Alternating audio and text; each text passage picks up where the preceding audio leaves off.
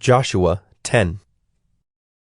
As soon as Adoni-Zedek, king of Jerusalem, heard how Joshua had captured Ai and had devoted it to destruction, doing to Ai and its king as he had done to Jericho and its king, and how the inhabitants of Gibeon had made peace with Israel and were among them, he feared greatly, because Gibeon was a great city, like one of the royal cities, and because it was greater than Ai, and all its men were warriors. So Adoni-Zedek, king of Jerusalem, sent to Hoham, king of Hebron, to Piram, king of Jarmuth, to Japhiah, king of Lachish, and to Deber, king of Eglon, saying, Come up to me and help me, and let us strike Gibeon, for it has made peace with Joshua and with the people of Israel. Then the 5 kings of the Amorites, the king of Jerusalem, the king of Hebron, the king of Jarmuth, the king of Lachish, and the king of Eglon, gathered their forces and went up with all their armies and encamped against Gibeon and made war against it. And the men of Gibeon sent to Joshua at the camp in Gilgal, saying, Do not relax your hand from your servants. Come up to us quickly and save us and help us, for all the kings of the Amorites who dwell in the hill country are gathered against us. So Joshua went up from Gilgal, he and all the people of war with him, and all the mighty men of valor. And the Lord said to Joshua, Do not fear them, for I have given them into your hands. Not a man of them shall stand before you. So Joshua came upon them suddenly, having marched up all night from Gilgal.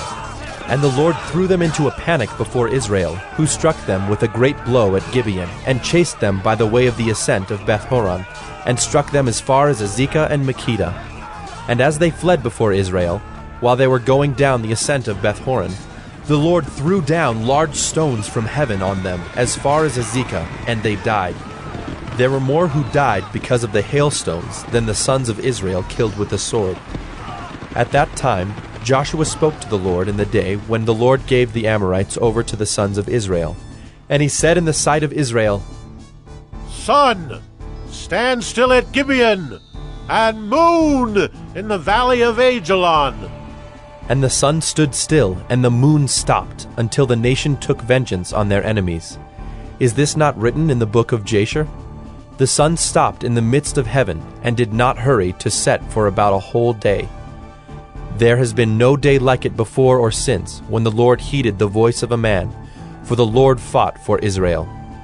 So Joshua returned, and all Israel with him, to the camp at Gilgal. These 5 kings fled, and hid themselves in the cave at Makkedah. And it was told to Joshua, The 5 kings have been found, hidden in the cave at Makkedah. And Joshua said, Roll large stones against the mouth of the cave, and set men by it to guard them. But do not stay there yourselves.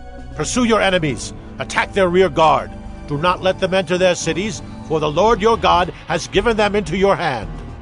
When Joshua and the sons of Israel had finished striking them with a great blow until they were wiped out, and when the remnant that remained of them had entered into the fortified cities, then all the people returned safe to Joshua in the camp at Makkedah. Not a man moved his tongue against any of the people of Israel. Then Joshua said, Open the mouth of the cave, and bring those 5 kings out to me from the cave. And they did so, and brought those 5 kings out to him from the cave, the king of Jerusalem, the king of Hebron, the king of Jarmuth, the king of Lachish, and the king of Eglon. And when they brought those kings out to Joshua, Joshua summoned all the men of Israel, and said to the chiefs of the men of war who had gone with him, Come near, put your feet on the necks of these kings. Then they came near, and put their feet on their necks. And Joshua said to them, Do not be afraid or dismayed. Be strong and courageous, for thus the Lord will do to all your enemies against whom you fight. And afterward Joshua struck them and put them to death, and he hanged them on 5 trees. And they hung on the trees until evening.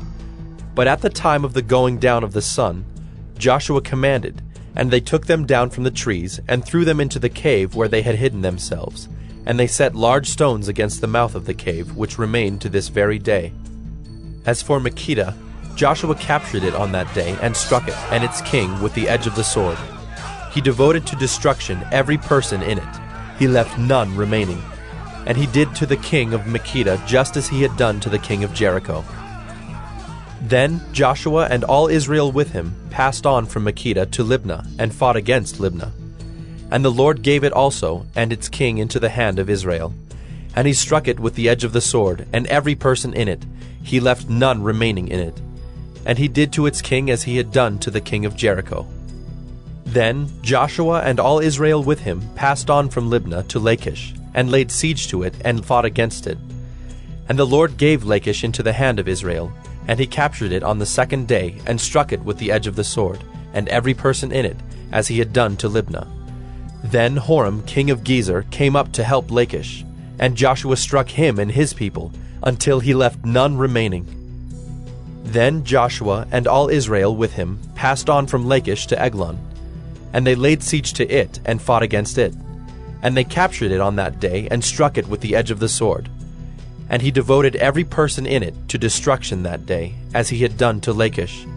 Then Joshua and all Israel with him went up from Eglon to Hebron. And they fought against it, and captured it, and struck it with the edge of the sword, and its king and its towns and every person in it. He left none remaining, as he had done to Eglon, and devoted it to destruction, and every person in it. Then Joshua and all Israel with him turned back to Debir, and fought against it, and he captured it with its king and all its towns. And they struck them with the edge of the sword, and devoted to destruction every person in it. He left none remaining. Just as he had done to Hebron and to Libnah and its king, so he did to Debir and to its king. So Joshua struck the whole land, the hill country and the Negeb, and the lowland and the slopes, and all their kings. He left none remaining, but devoted to destruction all that breathed, just as the Lord God of Israel commanded. And Joshua struck them from Kadesh Barnea as far as Gaza, and all the country of Goshen as far as Gibeon. And Joshua captured all these kings and their land at one time, because the Lord God of Israel fought for Israel. Then Joshua returned, and all Israel with him, to the camp at Gilgal.